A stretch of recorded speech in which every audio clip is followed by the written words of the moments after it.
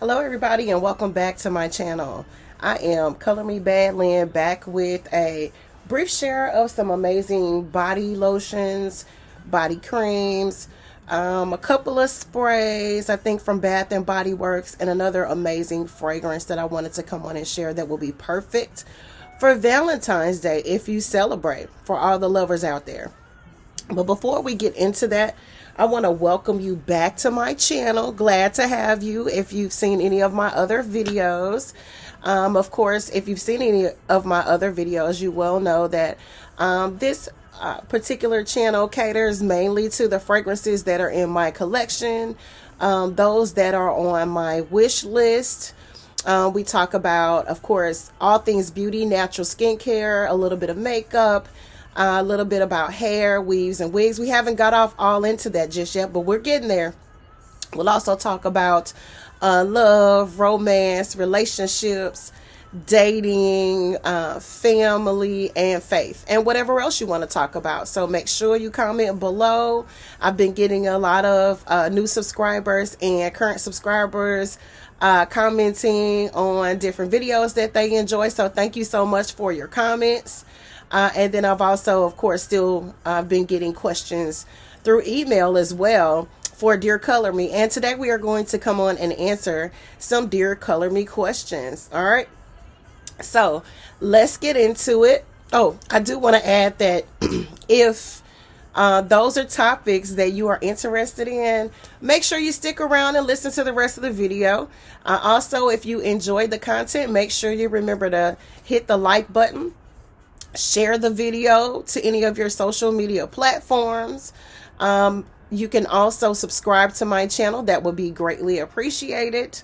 And then you can also hit that notification bell, and that notification bell will let you know whenever I upload a new video or a short, or when I start going live on YouTube. You'll be notified, and if you can't watch the video right away, you can save it for later. So let's go ahead and get into it. Let's start with a couple of beautiful lotions that I've been enjoying from Bath and Body Works. Some of you that are fragrance lovers and fragrance collectors probably already know about these scents, but I wanted to come on and share the ones that I have been enjoying. The first one I'm going to share now, and then the second one I'm going to go ahead and share with the fragrance that I recommend for Valentine's Day. All right. So the first lotion that I want to share with you guys is from Bath and Body Works. It is called Joy Sugared Snickerdoodle. Okay, and this is the packaging here. I have really been enjoying this body lotion. It is beautiful. So let me share a little bit about what's in it, because you know, with Bath and Body Works, on most of their lotions, body creams, and sprays, they share with us what the notes are on the actual packaging, which I absolutely love. It makes it so easy to shop for their scents, especially if you like to layer your body lotions and creams and body mist sprays with your more expensive fragrances, or just your whatever, no matter what the cost, if you like to layer them.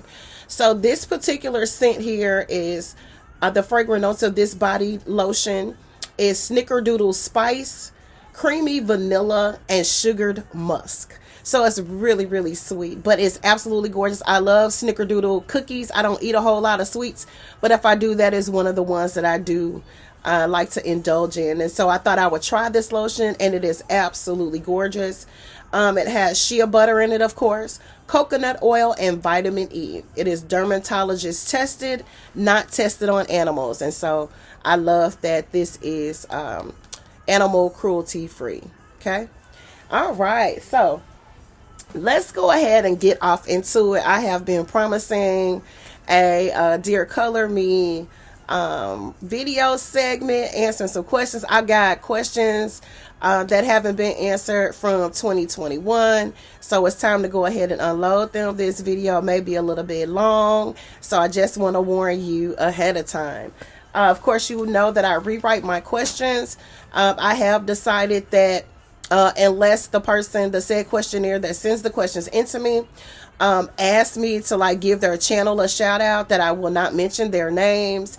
I am still in the works of trying to figure out how to actually post the question, and we can just eliminate the names, scratch the names out of the people who send them and post them on the video. So I'm still working on figuring out how to do it and whether or not I want to do that. Okay. All right. So the first question that I want to go ahead and answer, because I probably will end up getting stuck on this question, and so I wanted to come in with this one first. All right. And if you're just clicking on the video or you fast forwarded to this point, this is Dear Color Me portion of this video. All right. So the question asks or read, Dear Color Me, do you have a preference when dating men? All right. Again, the question is, Dear Color Me, do you have a preference when dating men? I reference men because nowadays you have to reference if you date men or other, or however they want to describe it. No shade on anybody or anybody's communities or sexual preferences. I only date men. I'm only attracted to men. I am a female, period. Okay. So again, Dear Color Me, do you have a preference when dating men? I responded back briefly, and I responded, yes, that spectrum has gotten smaller. Okay. I did go into great detail with that person, and I kind of broke down some of the information that I provided to them. First, we started off our conversation with the reasoning behind them asking me that question, because I always like to know the motive, and I always ask who sent you, because you have a lot of people out here that troll, that are disguised as people that already know you, that may comment on your videos or send you emails that you don't know who they are. They hide behind, channels, their pictures. They spell their names backwards. They don't have pictures of themselves on their profile pictures for their social media and things like that. So sometimes you don't know who you're talking to, and a lot of times you don't know who you're talking to unless it's someone that says, hey, this is your cousin from Indiana, what's up? And that's okay, because we're all here to just share and get to know one another. But yes, I did answer this question, and I kind of wrote down some of the things that I kind of touched on. We did have a couple of conversations back and forth, which I really enjoyed. This was last year when this question was sent to me. And because we're all busy doing things, I had to quarantine for 2 weeks. I thought I had COVID. I had the flu and things of that nature. So I've been busy. I've been a busy chick. And even though I've been at home, I've been working. You got to stay busy, right? All right. And so this is one of the questions that I kind of broke down so we could come on and tap into this particular subject. Okay. So the first thing that I kind of wrote down was, for me, I have narrowed down my spectrum of things that I'm looking for in a mate. Not to date, have fun, somebody to kick it with and party with. Okay. I'm very intentional in dating. I've mentioned that on several other videos. I don't just date for fun. I'm not a chronic dater. That's just not me. It never has been. And so why start now? I'm 47 years old. There's no need to start now. So, that's something that I emphasize when I do meet people. I don't mind getting to know people, but I like to take my time with that option, because I know for a fact that a lot of guys out here and women are just looking for sex. And that's one of the things that I put down on my paper that I want to talk about. Okay. So starting with faith is the first thing that I ask. And the reason why I put that first and why I asked that first now is because in years past, I didn't ask that. For one, in my younger years, I didn't know that the importance of asking that question, because I naively thought, for the most part, that most people believe in God, believe or have accepted Jesus as their Lord and Savior. And that's not always the case. And that's okay, because we all have an opportunity to choose our faith, our religion, our ideologies, our spiritual practices. There are some people that don't believe in anything. Some people worship themselves. You got a lot of different options out here nowadays, and paths that people are taking for whatever reason. Sometimes respectfully, it is because of their culture. It could be the country that they're from. It could be a tribe that they're from. It could be a family cult. It could be a lot of different things factored into that. So there's no judgment on my behalf in that area. That is something that I now lead with as far as getting to know someone. You know, do you believe in God? Not so much what church you go to or what faith or denomination you believe in, because in my opinion, that does not matter. I've had amazing experiences in different denominations, different churches. I've learned from different denominations, as long as it, in my opinion, is Bible based, is faith based, and that there are things that they definitely don't compromise on, as far as believing in, baptism, receiving Jesus as your Lord and Savior, so on and so forth. Those are things that I look for, and someone that I even want to entertain and spend my time with now. No, I will no longer compromise that. For me, that is a must, and I'm going to tell you why.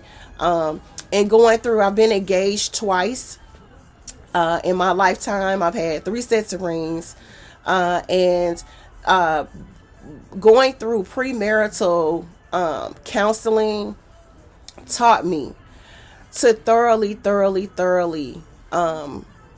question, ask, no compromising. And even through going through those counselings years and years ago, I would always kind of make exceptions, always compromise here or there. And I will no longer do that. For me, this is something I learned from my bishop that I got saved under, his wife. I learned from her that when you're dating somebody and you meet them and you're here and they're here, whether it's spiritually, mentally, whatever, and you're dating that person and they don't come up to here or are here, you have to cut it off, especially as a woman. Because, of course, we know that the husband, of course, if you're working on that particular option in your life, they're the house band. They hold the house together. You're supposed to be your covering.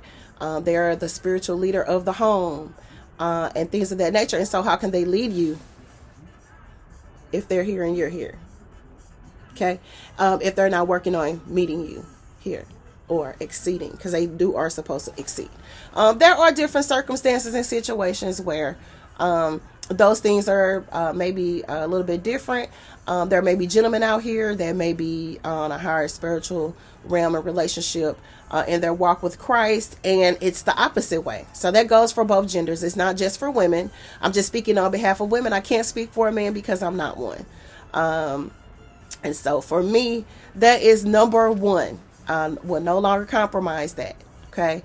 My walk and my relationship with Christ, for me in my life right now, is so important that's more important than getting to know somebody, being excited because they said they want to have sex with me, being excited because they want to take me out on a date, spend time with me, and talk to me endless hours, at night, until we both pass out. That's no longer something that I will tolerate or accept when getting to know someone. That has to be first.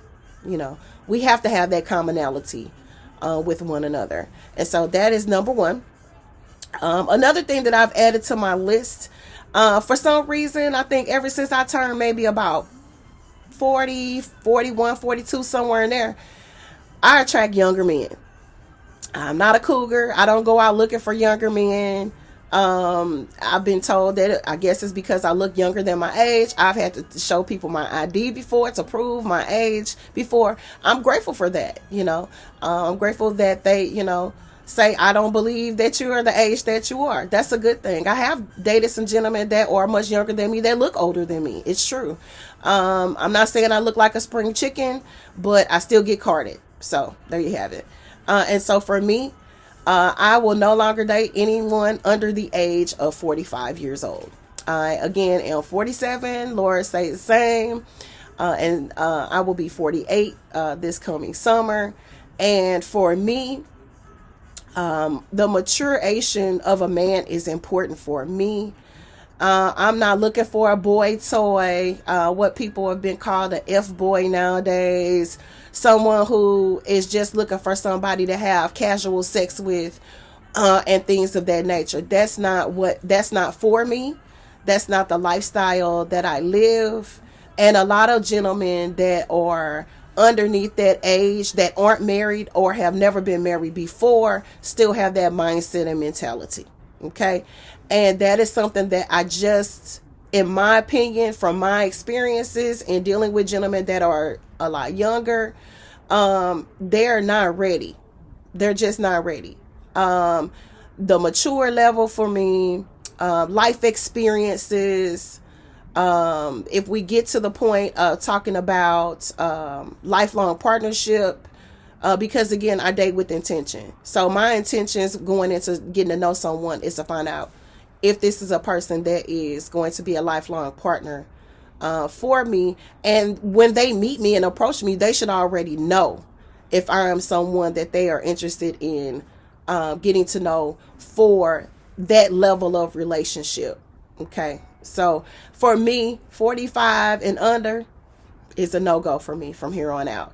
I've experienced, like I said, from younger men, they're not ready. They're not. They don't know enough. A lot of times they haven't experienced enough. Some of them, in my opinion, aren't accomplished enough. I've met a few gentlemen that are young and about their business and are doing great in life. We all have setbacks in life that put us back in places, or we have to start over. I've had to start over in my life twice. So it happens. But that spring up should be quicker than, 3 to 5 years. A lot of times I have found that there are younger men that don't have life plans. What is your purpose in life? What are your goals for the next 2 years, 5 years, 10 years? I'm not saying that you're going to accomplish all of those things, but having conversations about those particular goals is something that should come up before them sharing, oh, I'm romantically interested in you, or them, there's a new term I heard called phone boning, talking to women after the hours of 9 p.m. at night until, and we all know what happens in those conversations a lot of times goes on, after certain hours of the night. And there's nothing wrong with that, because that may be the only time of night or day that you can have conversations with people to get to know them, especially if they are career driven, if they have children that they're raising, etc., etc., etc. But there have to be boundaries with that. So for me, 45 and up from here on out. Okay. Hobbies, some people, depending on their hobbies, what hobbies are they into? What are the things that they like to do, when spending time, with themselves? If they have friends they hang out with, what are their friends like? What do their friends do for a living? If I see a profile picture of you on social media and you and all your boys are all at the spa getting pedicures, that's questionable to me. I like a man's man. Everybody has hobbies and things that they like to do. And it's good that if we have hobbies or commonalities and interests that are the same. Also, we have different interests, because I can share and teach you things or show you a different world, and vice versa. And so that to me is really, really interesting. But if a lot of your hobbies are things that I can never, learn from you about, because they're just things that I would never do, like hanging out at a hookah bar or a cigar bar, no shade on people who like to do those things. If that's what you like to do, that's amazing. I probably do really boring things that you may not be interested in, and that's okay. But there are some things that I won't compromise on. And those are a couple things that I know a lot of people nowadays, that's the end thing, and those are things that I'm not interested in. And the person that I'm dating, if that's what they're into, that's a no-go for me. So those are things that I wouldn't be interested in. Another thing that for me is a turnoff is men who lead with sex. the topic always circles around sex. They may not say the word sex, but everything entails that. I want to, you won't even let me touch you. I can't hold your hand and things of that nature. A lot of people are now talking about love languages and things of that nature. My love language is this, my love language is that. And that's cool because you get an opportunity to get to know people, and things of that nature. So that's good. That's some way to kind of break ice and have fun conversation. But for me, especially when it comes to public displays of affection, if you're just courting someone and you're dating someone, and you want to in public be touchy-feely and rubbing on people and all that type of stuff out in public, and we're just seeing each other, that's a no-no for me as well.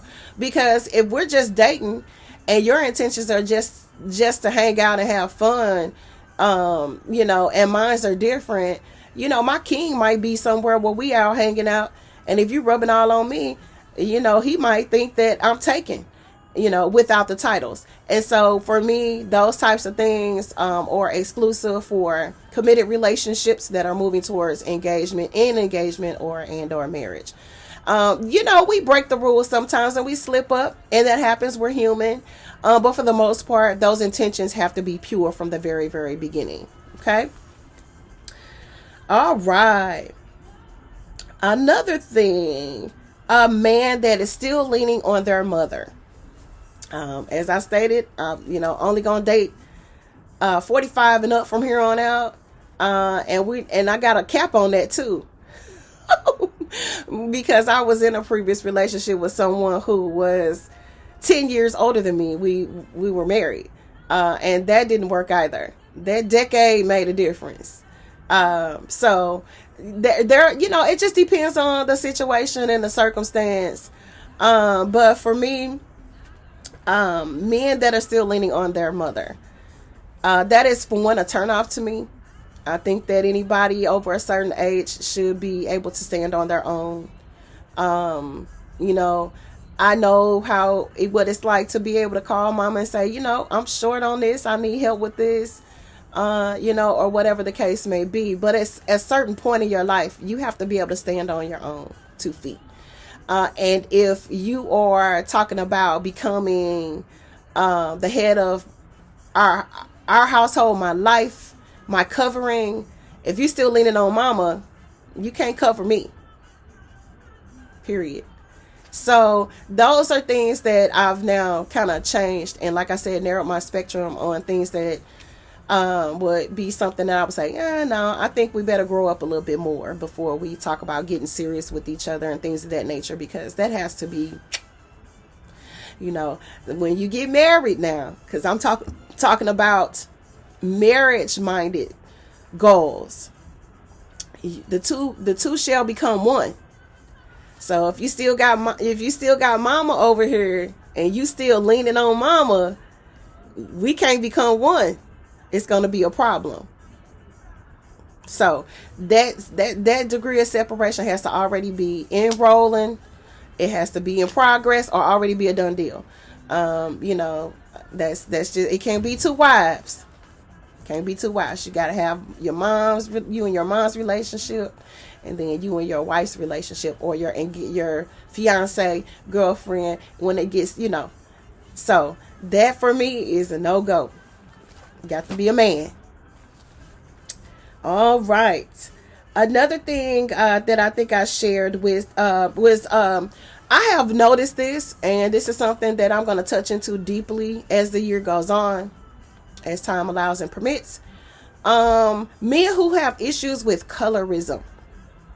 That is a issue.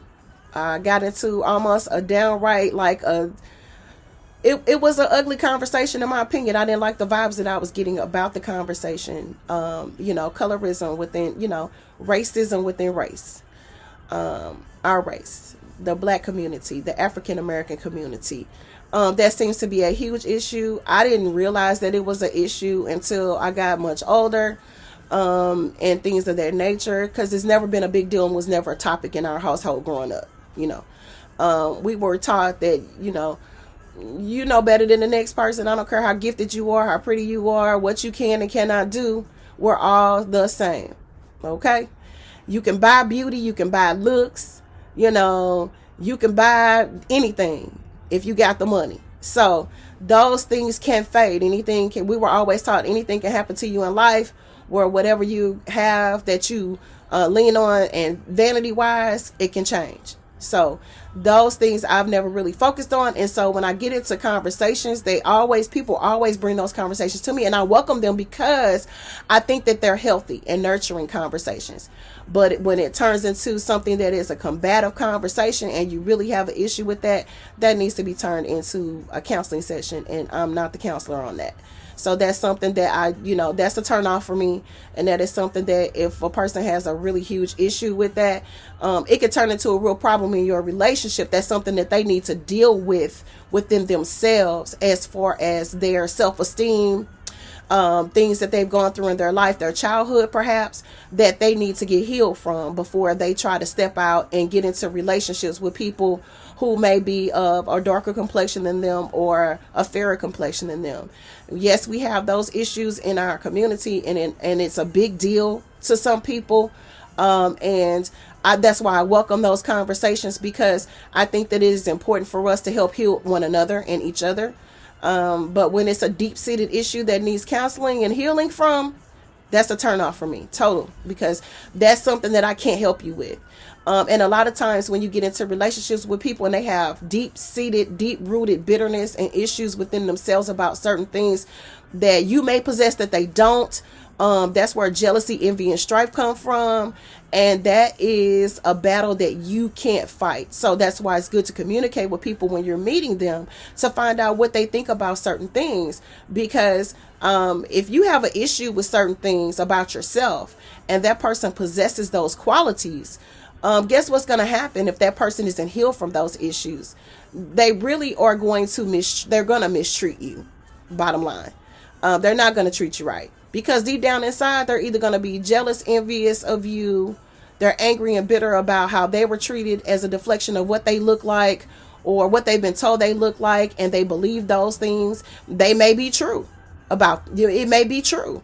But if they haven't come to resolve within themselves about those particular issues, they may like to connect with people who bear those qualities that they lack, so that they can take their frustrations and issues out on that person.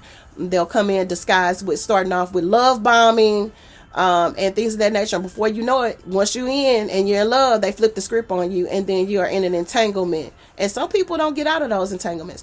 So for me in my life and where I am, as far as what I look for in a mate, that's a no-go for me. Those issues have to be resolved within yourself. I believe in honesty and truth in conversation, but when that negative energy arises, the bitterness, the unhealed resolved issues and insecurities come up, and it starts to feel like aggression and attack on their behalf, that's a no-go for me. So that's another thing that I'm not doing that. Another thing, and we'll cut it short because I can talk forever. Another thing in reference to this, I mentioned was alcohol and drug problems. There again, there's no judgment here on my behalf. For me, issues with that, and I mean addictions, strongholds with that, is the issue for me, because that is something that I have struggled with in the past. Not the drug issues. I've never been a drug abuser, but I have had issues in the past with having the urges, and I have a highly addictive personality, and I like wine, and so that is something that if I'm in a relationship with someone who has an issue in those areas, and it's time for me to either stop. If I'm having issues and that person has issues in that area, we can't hold each other accountable. Okay. We all struggle with different things. I've never been an alcoholic. I don't have an alcohol problem. I can't tell you the last time that I had a glass of wine. However, that is an issue for me sometimes, because if once I have one glass of wine, I get into a trap of maybe overindulging. And so I have to have someone in my life who is going to hold me accountable. And that goes back to relationship with God, being a spiritual leader of your home, being saved, not just a churchgoer, but actually being saved and sanctified and purified. We have to be able to hold each other accountable in certain areas in life. That may be something that I've dealt with in the past. And again, I wasn't an alcoholic, never had an alcohol issue or anything of that nature, but that is something that I have enjoyed in the past. And so for me, I can't be in relationship with someone who has those issues and strongholds over their life, because they're not going to hold me accountable in that area if I do slip, or if I do have those urges, So that is something that I look for, and that is something that I have to have in a mate, where that's not an issue for them. And again, we can hold each other accountable in that area. And so the last thing that I'll touch on, and then we'll leave it at that. Another thing that's on my list of a man, as we're getting to know each other and I'm learning about him, a man who doesn't serve.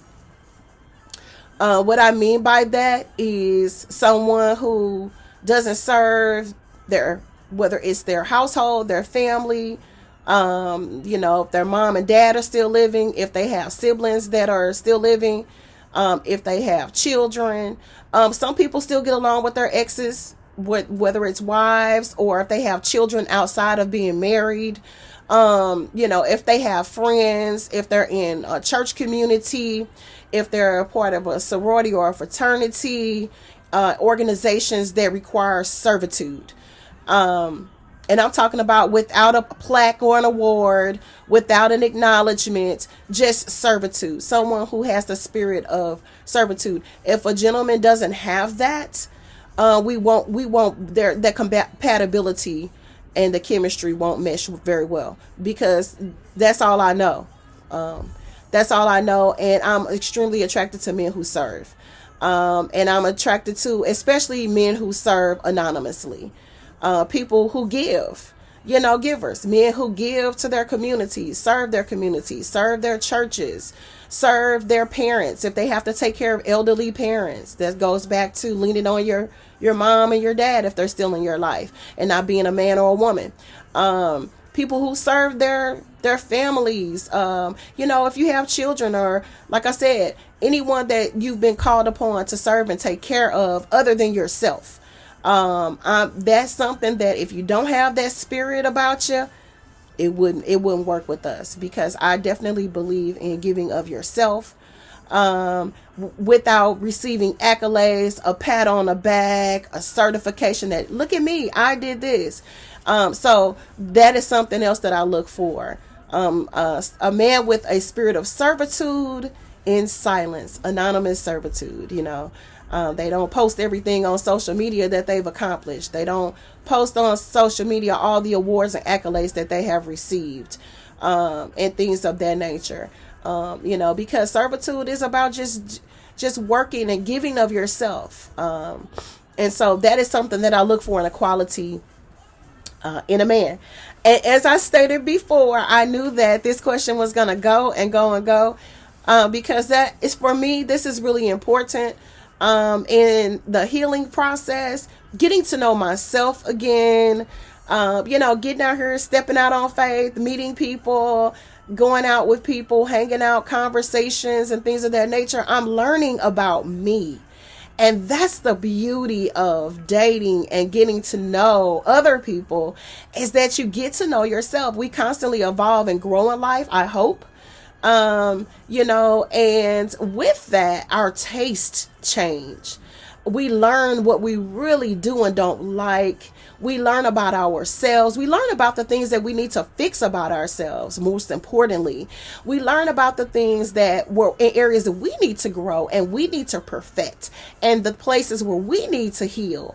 And so I thought that question was amazing. I've been, like I said, been waiting to come on and answer that. I get a lot of dating questions and things of that nature. I don't know why. But I do, and I like to come on and answer them as I see fit, because I think it's really, really, really important. You've got a lot of women out here that are so anxious to be in relationships, especially, and get married and get that ring. And I get it. I've been there before. I had a list. I don't know if you guys have ever seen that video that I told you about, this list I had. So I had to have a house by a certain age, check. I had to have the man by a certain age, check. I had to, have a career or a job by a certain age and finish school and do this, that, and the other, blah, blah, blah. Just all down, check down the line. And most of those things were checked off in a timely fashion. They weren't all in the proper order, but I did get them checked off, and I found out that the list was checked off, but I wasn't happy. I didn't know who I was. Things of that nature. So it is good to share your growth with others, because you've got a lot of people out here that are so eager to jump into situations without doing the proper work within yourself. And that'll stop us from pointing the finger at other people and getting out here and getting your feelings hurt, hurting other people's feelings. Being honest with yourself, loving yourself, dating yourself, and things of that nature. It really helps with that process. And it'll keep you again from falling in love with the idea of love, and still being empty on the inside, because everybody's intentions are not the same. And so it is important to gain an understanding for that. Yes, you will get people to come your way that are dishonest with anything in life, but at least with you doing the work within yourself, you could recognize those things right away, and whether or not you're willing to deal with them and work with them, because we all come with baggage. We all come with issues. We all have flaws. We all have areas that need improvement. It is just whether or not the pros outweigh the cons, and you're both willing to come together as one and perfect one another. And that's what it's all about. And so I hope that in your journey of dating and relationships and meeting people, that you find the love that you're looking for. You find the love that you deserve. But before you find all of that, I pray that you find the love of Christ. I pray that that is the leading force, because that's the beginning and ending of all love. If you really start to study and get into the Word of God, you will find that's where love starts.